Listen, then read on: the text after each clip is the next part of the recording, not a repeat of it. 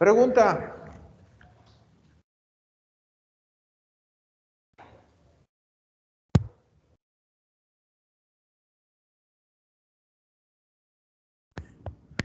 Pregunta. ¿Cuáles eran los países que tenían las empresas de las Indias Orientales? Usted mira.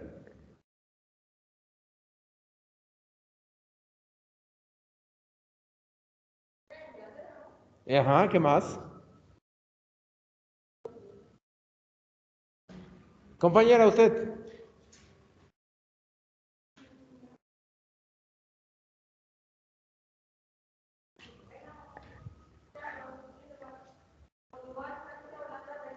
Exacto, Portugal, Francia, Holanda, Reino Unido. Ok, Portugal creo que fue de las primeras. Entonces, llegan los portugueses, están por acá, y le dan la vuelta y llegan hasta aquí. Y le nombran aquí Cabo de San Buena Esperanza. ¿Sí? Aquí. Y después le dan la vuelta y ya llegan hasta la India. Cabo de la Buena Esperanza. Pero después llegan los holandeses y expulsan a los portugueses de aquí. ¿Sí? Y para los holandeses nada más se le conoce como la ciudad el Cabo. El Cabo. Esta familia feliz son holandeses, se le conoce como los Boers. ¿Por qué Boers? Creo que es el idioma de los holandeses, el flamenco, y creo que Boer significa campesinos. Entonces, como pueden ver, están contentos. Entonces llegan más o menos en el 1605, 1610, algo así, a, a la ciudad, a El Cabo. Después construyen una fortificación y empieza a crecer la ciudad alrededor de esa fortificación, ¿sí? Y en 1805 llegan los ingleses y los invaden y hay un conflicto ahí. En 1815 hay una conferencia en Viena donde los países europeos le dan la soberanía a Inglaterra sobre el Cabo. Entonces, ¿qué hacen los Boers? Los Boers emigran hacia el norte, esa emigración se le conoce como el Trek, emigran hacia el norte y crean el país de Orange y el país de Transvaal. ¿Sí? Estamos hablando de 1820 por ahí. Entonces los ingleses pues ambicionan estos territorios. Mandan mercenarios para desestabilizar ambos países. Aunque ya habían reconocido su soberanía, mandan a mercenarios para desestabilizar ambos países. Y en 1880, creo, aquí va a aparecer, 1884, descubren oro en Transvaal. Y eso aviva más la ambición de Inglaterra. Pues busca crear conflictos para desestabilizarlos y poder hacerse así de los territorios. Entonces los Boers, que estas son la representación de los Boers. Entonces, cuando ellos migraron al sur, en esos países encontraron oro. No, no emigraron al sur, emigraron al norte.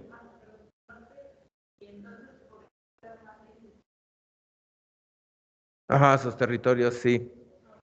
Porque encontraron oro y diamantes. Porque Sudáfrica, uno de sus principales productos de exportación es oro y diamantes. Entonces, en 1900, los Boers, ya cansados de tanta interferencia británica, atacan la ciudad del Cabo. Atacan. Los ingleses se reagrupan y contraatacan. Y para 1902 invaden lo que es Orange y después invaden lo que es Transvaal. Los Boers se dedican a la guerra de guerrillas. Y en 1904 se rinden. ¿Por qué se rinden? No se rinden porque los ingleses los vencieron. Y tomando en cuenta que los ingleses, el ejército inglés era el mejor ejército del mundo en aquella época, no se rindieron por eso, sino se rindieron porque se les acabaron las balas, simplemente, ¿no? Pero aquí hubo un problema. Los ingleses vuelvo a repetir, eran los mejores, el mejor ejército del mundo y murieron 22,000 muertos. 22,000 muertos de soldados ingleses. Mientras los Boers nada más fallecieron 7,000. Entonces fue humillante para los ingleses. Entonces, ¿qué hicieron los ingleses? Crearon campos de concentración como el de esta fotografía, donde pusieron a todos los Boers en condiciones infrahumanas, donde fallecieron los niños, como por ejemplo, vean este niño, fallecieron niños y personas de la tercera edad que no pudieron, no soportaron esas condiciones. Y hasta que no murieron 22,000, los ingleses los dejaron libres. Cuando Inglaterra le reclamó a Hitler de que por qué había creado campos de concentración y metía ahí a los judíos, Hitler con la mano en la cintura le dijo, tú hiciste eso, hiciste exactamente lo mismo con los Boers en Sudáfrica. Entonces los Boers, que son descendientes de holandeses, ya después de esta parte, se incorporaron al país.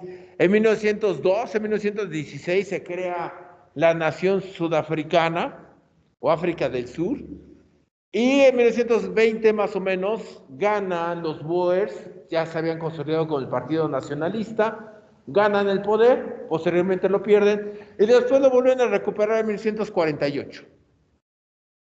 A partir de ahí, aplicaron una política segregacionista y racial conocida como el apartheid. ¿Por qué? Porque el 20% de la población en Sudáfrica era blanca, el 80% es negra, pero ese 20% tiene controlado el 80% de las tierras y el 80% de los medios de producción. ¿Sí ven la diferencia entre uno y otro? El 80% de la población nada más tiene controlado el 20% de los medios de producción. Entonces, ¿qué hacen los blancos?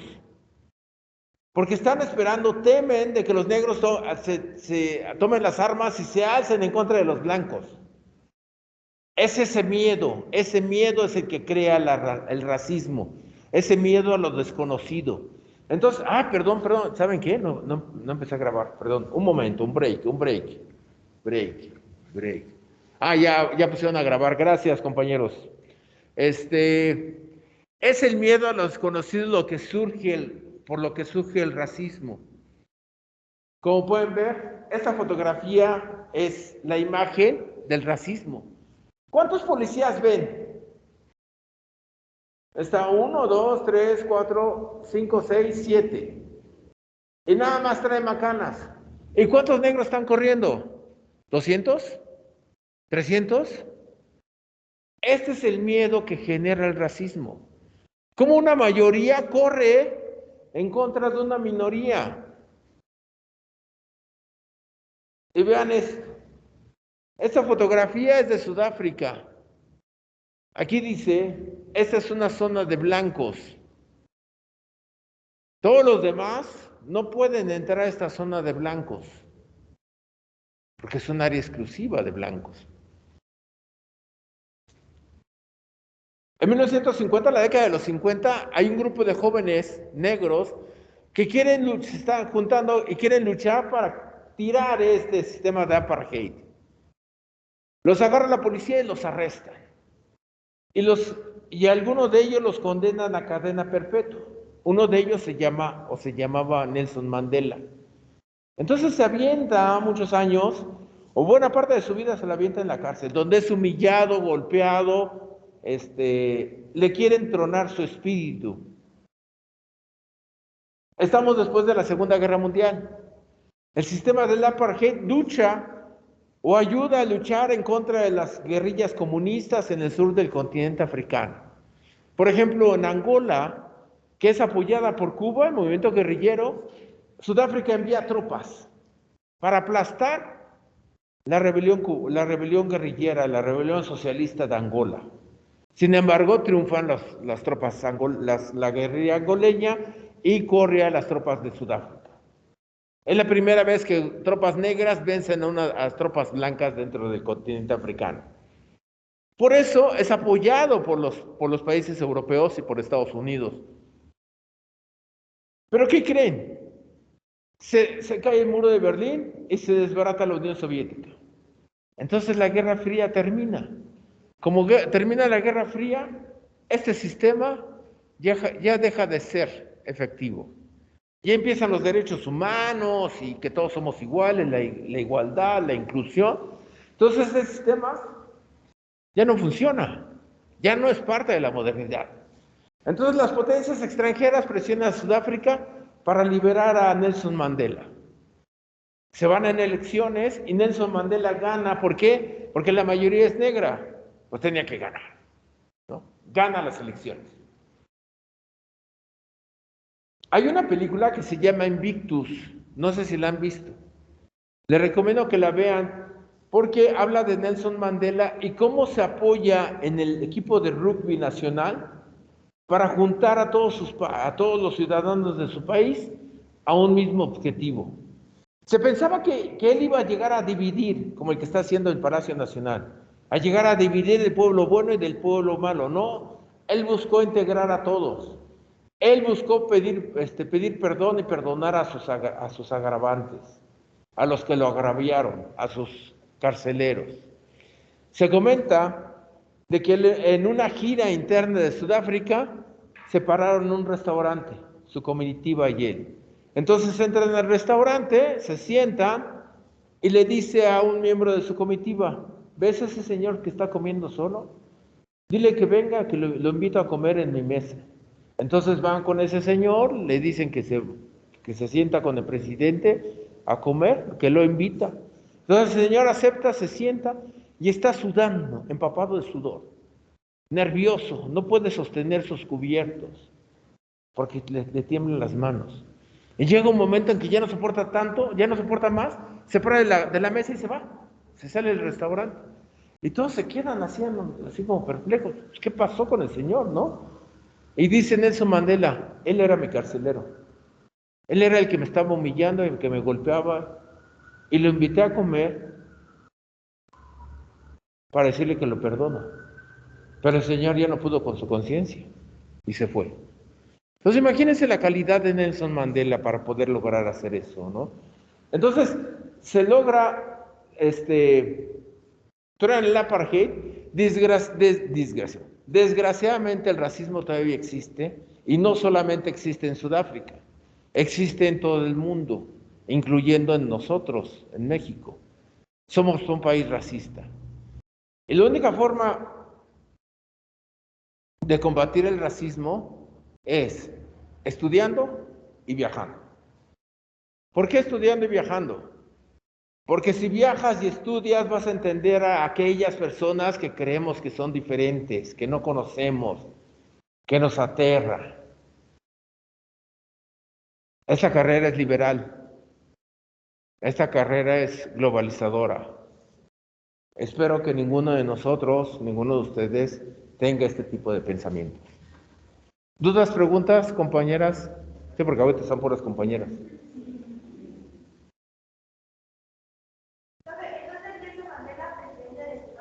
Sí, fue presidente de Sudáfrica.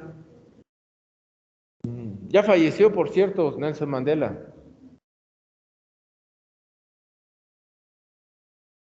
Cara, en cuestiones de amoríos, esa es otra cosa.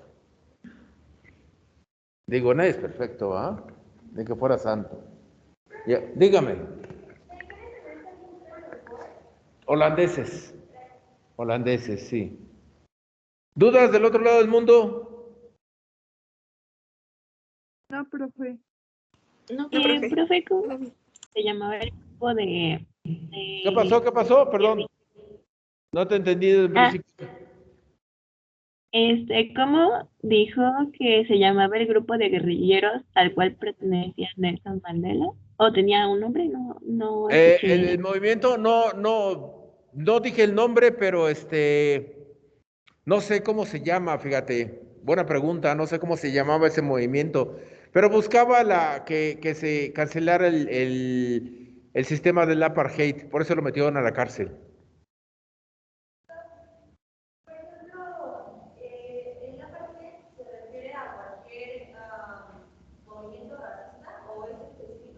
De Sudáfrica.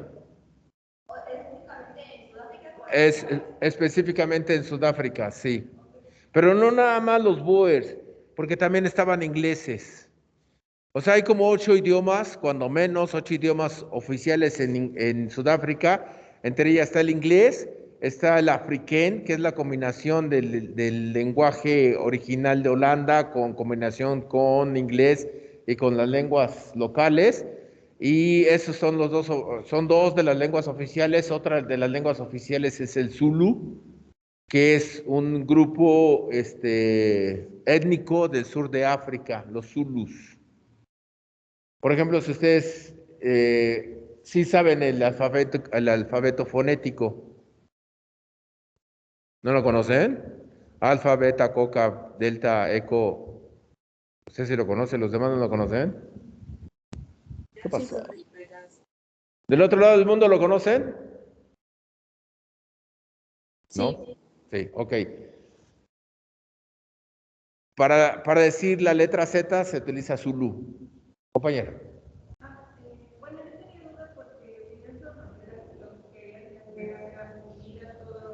Sudáfrica.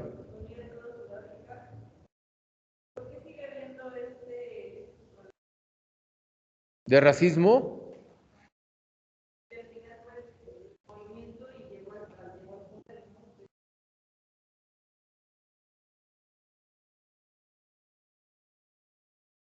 Porque somos complicados los seres humanos, muy complicados, demasiado complicados. No es una escena, es una... Bueno, lo que les voy a decir, no lo tomen del lado religioso, tómenlo del lado cultural, del lado de conocimiento.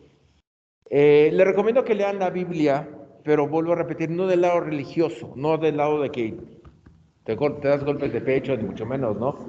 Sino del lado cultural. ¿Por qué? Porque la Biblia es uno de los libros más importantes en la historia de la humanidad y tiene un sinnúmero de historias.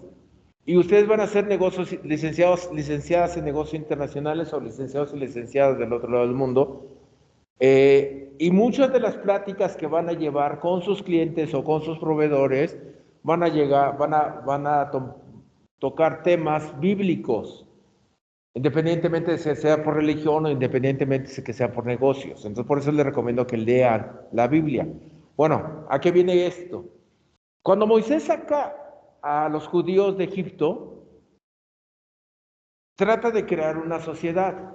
Sin embargo, se da cuenta que todos los que sacó de Egipto tienen pensamientos de esclavo, porque fueron esclavos en Egipto. Entonces no puedes decirle a una persona que cambie de su pensamiento, que cambie su switch, si toda su vida ha sido esclavo, ¿no?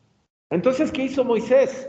Se aventó 40 años en el desierto dando vueltas para que naciera la nueva generación, naciera libre y 40 años después tomara el control de la tribu o de las 12 tribus.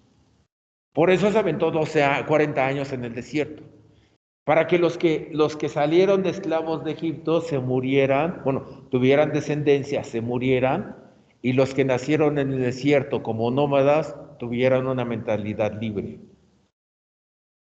Eso lo dice, 40 años para cambiar una sociedad. Imagínense. ¿Cuánto te tardas en cambiar un país? Y cuando los usos y costumbres están tan arraigados, puta. Por ejemplo, cuando veamos la India, retomamos la India, vamos a ver que en la India todavía hay un sistema de castas. Y estamos en el 2022 y todavía hay un sistema de castas en la India. ¿Y por qué hay un sistema de castas en la India? Porque ese sistema de castas está desde hace 3000 años antes de Cristo. Y no lo pueden cambiar en la India. Imagínense un sistema de castas. Y les voy a poner videos donde habla del sistema de castas y les voy a enseñar, les voy a leer un mensaje que me mandó una compañera de aquí que se fue a la India de movilidad, regresó, estuvo trabajando en una empresa india y la mandaron un año de capacitación en la India. Entonces en ese año se dio cuenta que sí existe el sistema de castas y ella fue víctima de ese sistema de castas, ¿no? Entonces, dices, ¿cómo es posible? Pues existe. Es difícil cambiar a la sociedad, es difícil cambiar a los pensamientos del ser humano. Por eso estamos aquí estudiando. Profesor, una pregunta. Dígame. Pero, o sea, por ejemplo, a nosotros, al ser extranjeros, no estaríamos no nos como quitarían de ese, como sistema de castas, porque En pues la estamos, India, sí. Según la compañera, los extranjeros están catalogados como la casta más baja. O sea, imagínate.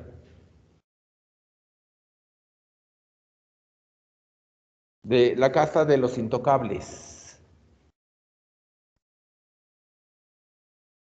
de los Dalits. ¿Dudas, preguntas? ¿No? Ok. Ahora vamos a brincar a China. ¿Qué pasaba en China? Voy a levantar porque luego ando pintando las pantallas y me las quieren cobrar. Espérame tantito.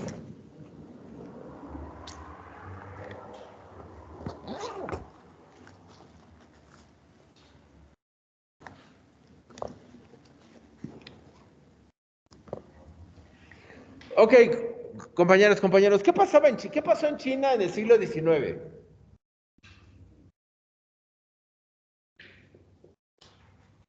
¿Qué fue lo primero que pasó? Compañero, usted. Sí, usted mero.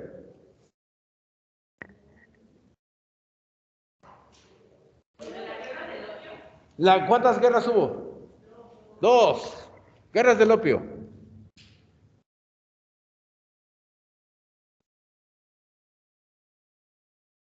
¿Qué más? ¿Qué más hubo? Bueno, eso fue producto de las guerras del opio. Pero aparte de las guerras del opio, ¿qué más hubo? Compañeros del otro lado del mundo, a ver. Tratados desiguales.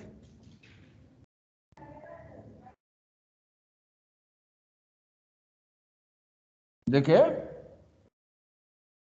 Esa es en la India. ¿Rebelión de Taiping? Ajá. ¿La qué, compañera, por allá? La rebelión de Taiping. Las rebeliones. Entre ellas, la rebelión de Taiping, que fue donde murieron más personas que en la Primera Guerra Mundial. Habías dicho de guerras versus Francia y Japón. Contra Japón perdieron Corea, la península de Corea. ¿Sí? Entonces, imagínense que ustedes nacieron en 1820 y durante todo este siglo XIX vieron todo esto en China. ¿Qué sentimiento tendrían en contra de los extranjeros? Exacto, odio. Entonces, derivado de eso, ¿se lo están viendo, compañeros del otro lado del mundo, o ya no tienen la presentación? No, sí se ve, profe. Se ve, ¿verdad? Ok. Derivado de ese odio, o sea, derivado de todo eso, pues imagínense el odio que tenían los chinos en contra de los extranjeros.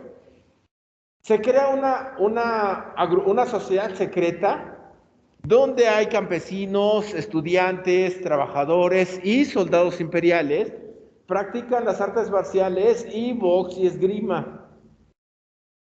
¿Cuál era el propósito de esta organización? Xenofóbica. Era expulsar a los extranjeros de China.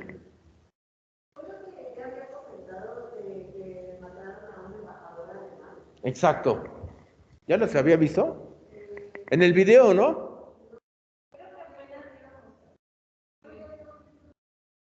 Ajá, sí.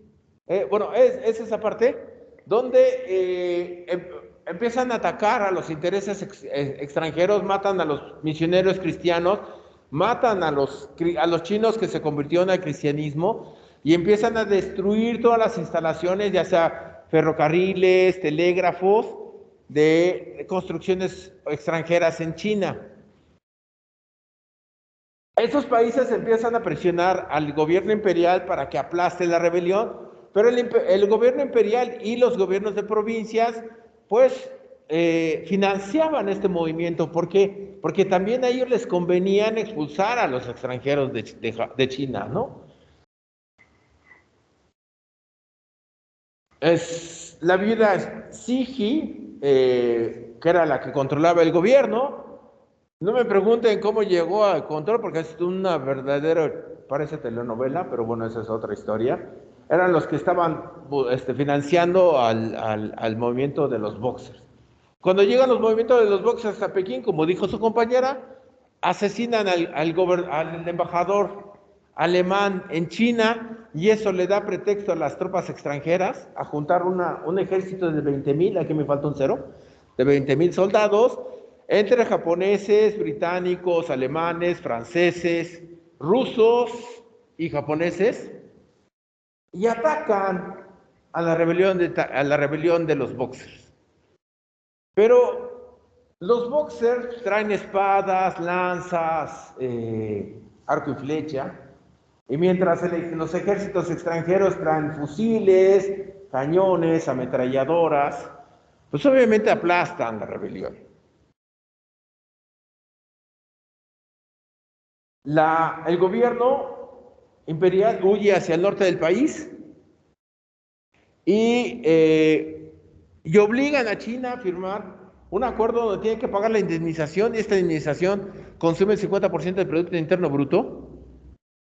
A todos los boxers que agarraron vivo, los decapitaron. Obviamente también saquearon la ciudad de Pekín y construyeron guarniciones desde Pekín hasta el mar, hasta el Océano Pacífico. El servicio civil chino se suspendió por 5 años, y el Reino Unido y Alemania aumentaron sus posesiones en China. Voy a regresar a un mapa.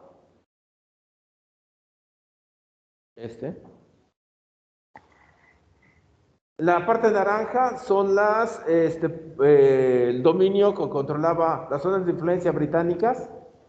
La amarilla es la francesa, la morada es la japonesa, la verde es la alemana y la roja es la rusa. Esta verde, más adelante la vamos a retomar, que ocasionó otro levantamiento en China, ¿no?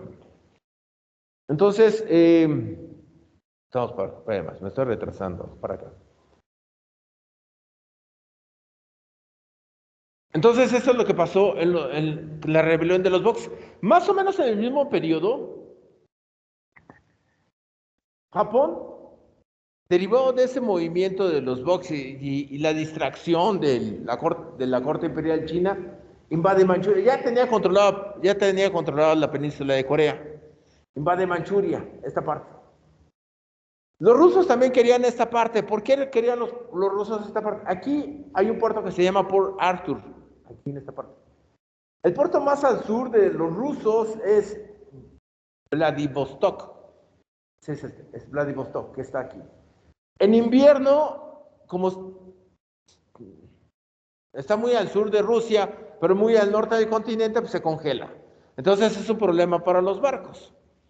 Por eso los rusos querían este puerto de Port Arthur, porque hay líneas férreas, entonces que los barcos llegaran aquí y los ferrocarriles subían la mercancía y ya la despacharan hacia Rusia, ¿no? Entonces los rusos querían este territorio de Manchuria y controlar el puerto de Port Arthur. Entonces, junto con los alemanes, los rusos presionan a los japoneses para que se salgan de Manchuria. Entonces los japoneses firman.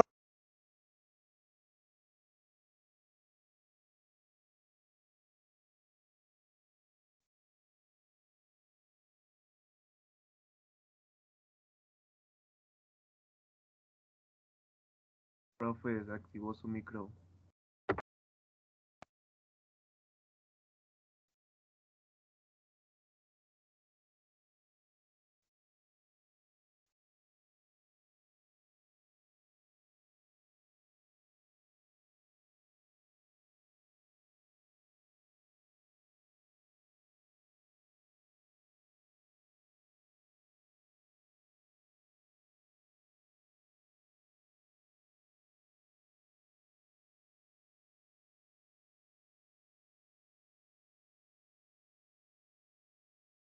Ya no se escucha, profe.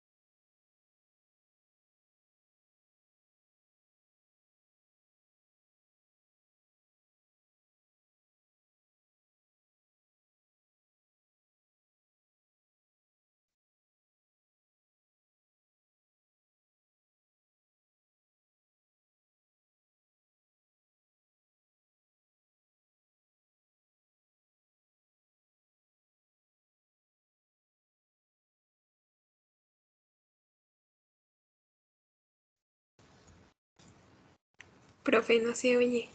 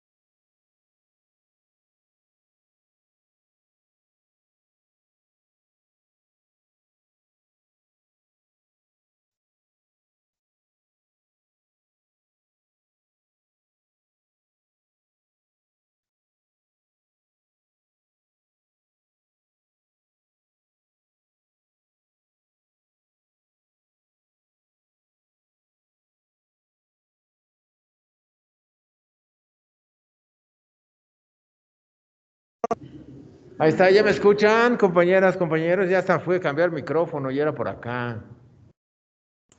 Sí, profe, ya se escucha. Sí, profe, ya. Perfecto.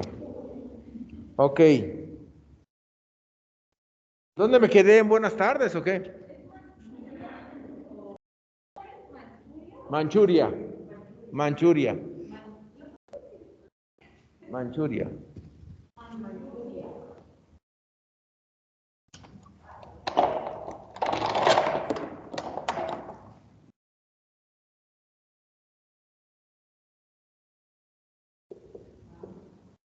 Manchuria. Es más, incluso hay una película, se la recomiendo porque está muy bonita, se llama El último emperador. ¿No la han visto? Salió en la década de los 90 y creo que por ahí ganó varios Óscares. Y habla de esto, de esta Manchuria, donde los japoneses ponen un gobierno títere, un rey, se supone que venía de la dinastía Ming y lo pone como rey de Manchuria. Era títere al fin y al cabo de los intereses japoneses. Entonces, está bonita la película, está triste porque la forma en que acaba, porque triunfa la revolución comunista y pues ya está el problema, ¿no? Pero sí le recomiendo que la vean y dura un poco de tiempo. Entonces, está el expansionismo japonés. Todos los japoneses se retiran de Manchuria porque los rusos y los alemanes presionan a Japón, pero los rusos invaden Manchuria y controlan el Port Arthur que está por acá, ¿no? ¿Y cómo se llama? Entonces los japoneses, pues le piden, aquí está el Port Arthur, ya vieron, y aquí está Vladivostok, le piden a los rusos que cumplan con el tratado, que habían acordado cumplir con el tratado, y los rusos están incumpliendo, pues dice, ¿de qué se trata, no? Entonces los rusos hacen como que la Virgen les habla y no cumplen con esa parte, y los japoneses se cansan del asunto y en 1904 rompen relaciones diplomáticas y atacan a los barcos rusos que estaban en Port Arthur. Aquí. Voy a regresar. Aquí. los atacan y obviamente los despedazaron. Entonces los rusos llevan a toda su marina que tienen en Occidente, atraviesan el océano Ártico y descienden por el océano Pacífico, bueno, eso de descienden, bueno, viajan por el océano Pacífico y ya los estaban esperando los japoneses. Y los desbaratan, los destruyen totalmente. Fue la primera victoria de un país asiático en contra de un país europeo. Obviamente Rusia a los pocos años pues entró una revolución, o sea, realmente ya no era una potencia, pero pues el hecho, ahí está. Y fue una humillación total para Rusia. ¿Qué tuvo que ceder Rusia? Perdón, me fui para atrás. Firman el acuerdo en Portsmouth, en San Francisco, en 1904, donde le cede varios territorios, la península de Liaotong y la mitad sur de la isla de Sajalín, así como los derechos sobre ferrocarriles, y también reconoce que Japón tiene protectorado en Corea. ¿Cuál es esta isla de Sajalín? Así como que muy Dragon Ball. Esta. Cuando termina la Segunda Guerra Mundial, los rusos expulsan a los japoneses de esta isla. Ahorita, hoy por hoy, es un problema diplomático entre los rusos y los japoneses. Porque los japoneses demandan el control de la parte sur de la isla. Obviamente, los rusos no se la van a entregar. Conociendo a los rusos. Si ahorita hay problemas en Crimea, Ucrania, ¿ustedes creen que van a entregar esa isla? Dicen, no, que la van a estar entregando. Rusia no se... Porque dicen los rusos, tú me lo quitaste en una guerra, yo la recuperé en otra guerra, así que estamos a mano. Aquí en esta parte. Porque esta ya es una isla rusa, porque los expulsaron a todos los japoneses. Pero esta isla es de Japón.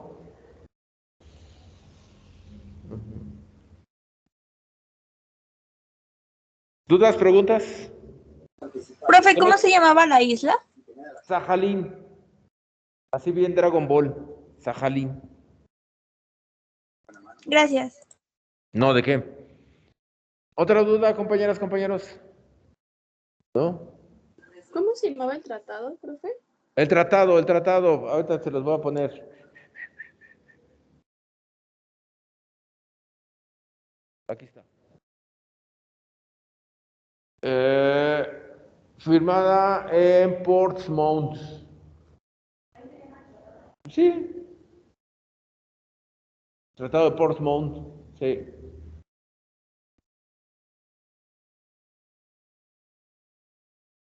Y ya después de esto, pues es cuando surge lo de el último emperador. Que los japoneses ponen un gobierno títere en Manchuria. ¿Sí? Ok. ¿Dudas, preguntas? ¿No? Piece of cake, compañera. ¿Duda, pregunta?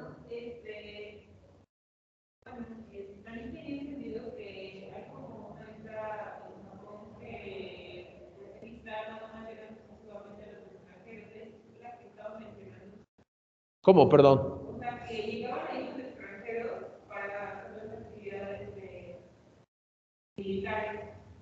Ajá.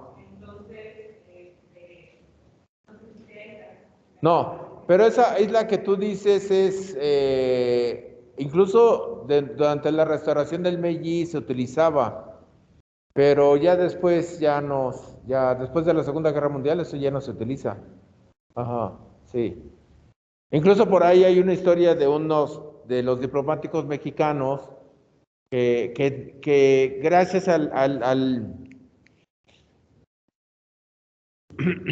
cuando se hicieron las negociaciones para entablar relaciones diplomáticas entre México y Japón, estoy hablando del siglo XIX, México no se puso en un papel como las potencias extranjeras, sino se dijo, vamos a hacer un tratado de igual a igual. Entonces a Japón le encantó, le gustó mucho eso, ya estaba la restauración del Meiji, estamos hablando de 1860, 1870 más o menos, Y no, un poco más para allá, ya estaba 1880 porque estaba Porfirio Díaz en el gobierno, ya estaba Porfirio Díaz. Entonces a Japón le gustó mucho ese trato de entre iguales y hubo un evento científico en Japón. Ahí se iba a ver un eclipse y iba a haber un eclipse y en Japón se iba a ver la totalidad del eclipse. Entonces todo el mundo mandó científicos y México no fue la excepción, mandó sus mejores científicos. Y como habíamos firmado ese tratado de entre iguales, Japón permitió libre tránsito de los mexicanos en todo Japón, mientras todos los demás nada más los dejó en esa isla que tú mencionas. Los dejó ahí encerrados y los mexicanos pudieron andar en todos lados de Japón por ese trato de iguales. Ajá. Bueno, el siguiente tema es los árabes. Como este tema es un poco complicado, un poco largo, lo vamos a ver para la siguiente clase. Para ello quiero que ustedes entren a mi página y lean este artículo, los árabes, así tal cual se llaman, para que tengan idea de lo que vamos a hablar. Nada más les comento, este artículo me costó mucho trabajo porque me tuve que echar como 6 libros. Ahí en mi página está la bibliografía, por si les interesa. Perdón. ¿Por qué? Porque este es un mundo un poco complicado y realmente es un mercado importante. Le podemos vender muchas cosas a los países árabes. Si sabemos cómo negociar, si sabemos qué es lo que necesitan, le podemos vender muchas cosas a los países árabes. Entonces sí les recomiendo que se echen un clavado en mi artículo y el próximo jueves hablamos de este tema, para que tengan noción de lo que vamos a hablar. ¿Sale? Bueno, compañeras, compañeros del otro lado del mundo, ¿alguna duda? ¿Pregunta? No, profe. No, profe. Perfecto, entonces que tengan excelente tarde. Cuídense mucho, gracias por su asistencia, gracias por su conexión. Y nos conectamos el jueves. Gracias, profe. Ok, gracias, profe.